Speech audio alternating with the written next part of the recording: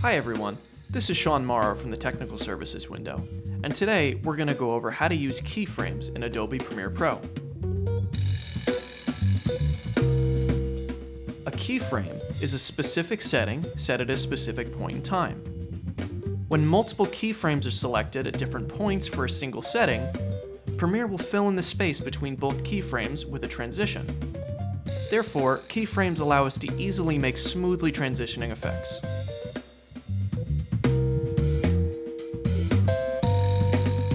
First, make sure you have the clip you want to edit selected.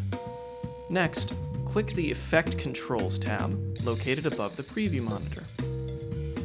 To add or remove a keyframe to your currently selected frame, select the small diamond icon corresponding with the correct setting. When these diamonds are colored blue, a keyframe is on your currently selected frame. If a keyframe icon is not located next to your desired setting, click the stopwatch icon instead. This will toggle on animation and allow us to use keyframes for that setting. This will automatically put a keyframe on your current frame when selected.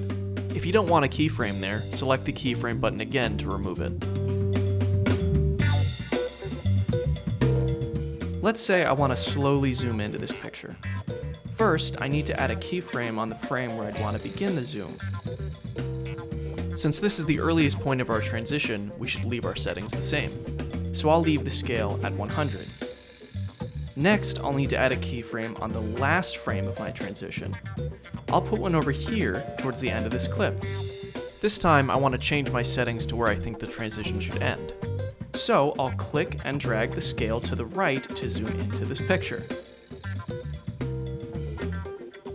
This will automatically create a keyframe at my current frame.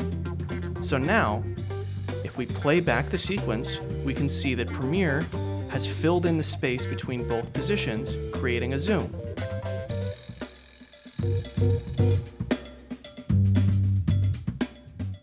Keyframes can be useful for a variety of reasons. In this video, I panned and zoomed across the frame using keyframes with the position and scale settings. You can also adjust your image using other settings such as opacity. If you select your audio, you can even use keyframes to adjust audio settings such as level or left and right panning. Sometimes it's easier to work with keyframes directly from the track. This is especially useful in working with audio. To do this, double-click the desired track, click the Show Keyframes button here, scroll to Track Keyframes, and select the desired setting. Now, you can select keyframes for that desired setting right from the track. I'll go ahead and put 2 keyframes down here. And now I can click and drag my volume as a keyframe right from the track. You can also adjust audio level from the track using the pen tool. When the pen tool is selected, you can click points in the track where you want to adjust and click and drag just like before. If you've accidentally added too many keyframes to a clip and you want to restart, you can delete all your current keyframes by reselecting the stopwatch icon and click OK. This will toggle off animation and disable our ability to use keyframes. Now if you look to the right, you'll see that this clip has been cleared of all its keyframes. If a transition you created using keyframes looks a little blurry in playback, you can help this by rendering it. To do this, in and out select where the transition is, then go to Sequence and select Render Into Out. Now when you play it back, it'll look slightly better. I hope this video was helpful to you.